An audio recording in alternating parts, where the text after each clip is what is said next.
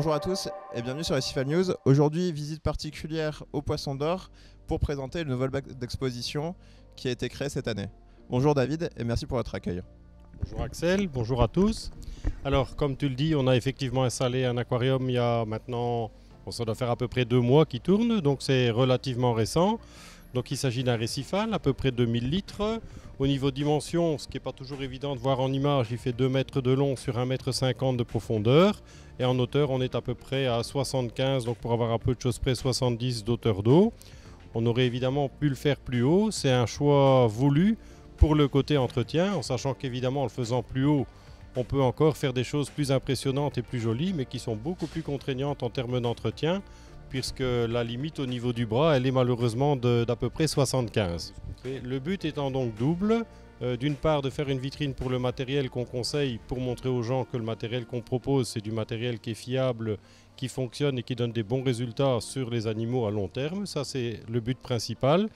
Et également de mettre en avant les possibilités qu'on offre pour les aquariums sur mesure, c'est-à-dire pour les gens qui veulent réaliser quelque chose qui sort un petit peu des sentiers battus pour les aquariums de plus grande taille ou de forme un peu particulière. Donc ce sont des choses pour lesquelles on a de plus en plus de demandes, mais qui n'étaient pas suffisamment bien présentées en magasin, raison pour laquelle on a voulu mettre en route celui-ci. Bon, évidemment, en regardant dans le détail, on voit qu'il ne tourne pas encore depuis très longtemps, puisque les coraux qu'on a pris sont une partie des coraux qu'on a repris d'autres bacs d'expo, et une partie de coraux qu'on a reçus récemment. Maintenant, évidemment, on voit bien que ça commence à pousser, mais il y a encore peu de grandes pièces. Il faut laisser un petit peu le temps maintenant. J'irai laisser faire le temps plutôt pour que ça se mette bien en place et que ça se développe. Mais on a déjà une petite idée, ça permet d'avoir un petit aperçu. Et alors au niveau de la présentation du matériel, on pourra voir en image tout à l'heure. Donc on a volontairement choisi de faire un côté habillé complètement en aluminium, c'est le côté qu'on voit maintenant. Et de l'autre côté, on a la partie vitrée. Bon, évidemment que chez un particulier, c'est assez rare qu'on nous demande de faire une partie vitrée. Le but pour nous, c'était de donner la possibilité à tout le monde en magasin de voir ce qu'il y a comme matériel sur l'installation sans devoir sans cesse ouvrir et fermer les portes. Donc le matériel est tout le temps visible en fonctionnement. Et de l'autre côté, donc du côté aluminium qu'on a ici maintenant devant nous, là on a toute la partie, je dirais, électronique et électrique, donc qui est évidemment accessible. On a tous les contrôleurs des pompes. On a également la réserve d'eau qui est intégrée ici pour la remise à niveau automatique, bien sûr, pour l'évaporation. Et alors un dernier point pour le brassage, parce qu'il y a des gens que ça peut surprendre, on a choisi de travailler avec des pompes de brassage qui sont intégrées dans l'aquarium, encore une fois dans le but de présenter du matériel que la majorité des particuliers peuvent utiliser. On aurait très bien pu choisir d'utiliser des grosses pompes qu'on a d'ailleurs, c'est du matériel dont on dispose. On aurait pu travailler avec des grosses pompes de brassage sous l'aquarium reliées avec des grosses tuyauteries en PVC.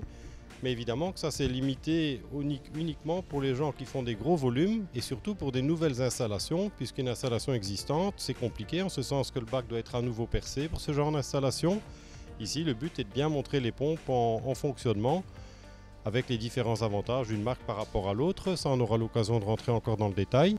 Donc voilà pour le point explication du matériel, la mise en place avec la vue particulière sur 3 faces, la partie technique à l'arrière et la partie électrique devant. Et on peut voir qu'il est déjà très bien peuplé en coraux comme en poisson. Donc quel choix a été fait niveau coraux et poissons par rapport à la situation actuelle ? Alors c'est relativement simple, on a aussi là essayé de présenter des animaux qu'on peut proposer de manière régulière. Évidemment que c'est un peu à double tranchant, on hésite toujours entre le fait de présenter des choses qui sont très rares, mais quand les gens vont les voir et qu'ils vont nous les demander, on va peut-être devoir annoncer des délais et des difficultés d'approvisionnement qui peuvent quelquefois être compliquées. Tandis qu'ici, tous les animaux qu'on présente sont des animaux qu'on a de manière régulière et pratiquement, je dis bien pratiquement, tout le temps en stock. Donc qu'est-ce qu'on a mis ? On a mis un gématome, on a mis un rostratum, ce sont 2 chirurgiens qui sont somme toute moins courants mais pour lesquels on a quand même un approvisionnement relativement régulier.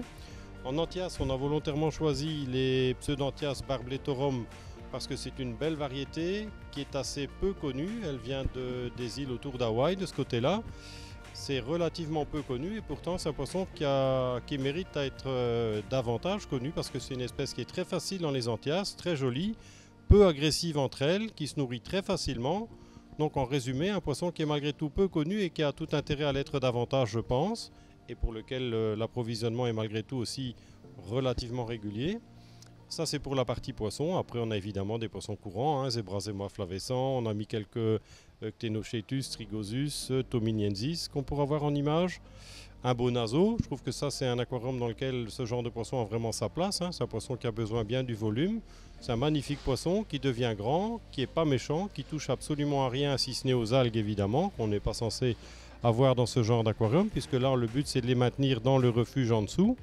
Donc ça c'est pour la partie poisson. Pour la partie coraux, on a une majorité d'espèces, beaucoup d'acropora, stylophora évidemment, ceriatopora bien sûr. Et alors en LPS, on commence à le garnir un peu à la fois maintenant, il est loin d'être fini. Hein, on a du Trachyphilia, de l'Euphilia, dans les grands classiques, Catalaphilia bien sûr. Donc toutes des choses qu'on a aussi de manière, je dirais, régulière. Donc ça c'était un petit peu l'idée. Et alors on a voulu un petit peu présenter quelque chose de différent au niveau du décor, qui est un décor un peu plus branchu. Avant c'était relativement compliqué parce qu'on n'avait pas beaucoup d'approvisionnement possible pour des branches de ce style-là. Maintenant, on a des roches qui font partie de l'assortiment Reel Reef Rock qui permettent de créer ce genre de décor. C'est différent de ce qu'on a pu voir par le passé, mais c'est un décor qui est assez aéré, assez ouvert. Ça a des avantages pour la partie brassage, c'est-à-dire qu'on a beaucoup moins de zones où le brassage est complètement fermé ou en partie, et donc automatiquement moins de sédiments. Ça, c'est aussi le côté positif de ce genre de décor. Et après, je dirais l'esthétique, mais ça reste une question de goût. Il y a des gens qui aiment bien, d'autres qui aiment moins. Je dois dire que c'est quelque chose de différent. Et le but, pour nous, évidemment, on a maintenant plusieurs aquariums marins de présentation dans le magasin. Le but est aussi, évidemment, de faire des vitrines un peu différentes en fonction des volumes et en fonction des styles. Donc voilà, vous avez vu les bacs d'exposition de 2000 litres environ, qui a pour but à la fois de montrer du matériel qui est utilisable chez vous et également pour proposer un aquarium sur mesure qui est totalement adapté à votre intérieur et à la taille aussi adaptée à vos besoins. S'il vaut mieux faire un bac dimensionné correctement par rapport à vos besoins et donc vous occuper correctement qu'un bac surdimensionné à l'abandon. David, un petit mot de la fin peut-être? Je pense que le but étant de donner effectivement une idée aux gens de ce qui est possible et réalisable. Évidemment qu'il y a beaucoup d'autres possibilités. Ça, on est là pour répondre aux questions de tout à chacun. La forme étant un peu particulière et l'emplacement ici aussi, mais le but étant, comme tu l'as dit, bien de mettre en avant les possibilités sur le côté sur mesure. Après, je vais dire les possibilités sont presque infinies. Il y a beaucoup de possibilités, que ce soit au niveau de la couleur, que ce soit au niveau de la taille, au niveau de la forme. Donc là, c'est une partie de l'utilité. Et le reste, après, évidemment, donner un petit peu des idées aux gens quant au décor et aux animaux qui peuvent évidemment acquérir et maintenir. Je pense que ça, c'était évidemment le but. Alors, ce que je propose dans les mois qui viennent, c'est qu'on fasse une fois de temps en temps une petite vidéo pour pouvoir montrer l'évolution. Parce que malgré tout, il va encore changer. Tant au niveau population, il va se garnir. Et puis malgré tout, le but est de voir évoluer les coraux qu'on a mis dedans maintenant. Et tout ça, je pense qu'on aura le temps, avec le temps, de le voir évoluer. Voilà, je pense que ça, c'était le petit mot pour la fin. Donc merci à tous de nous suivre.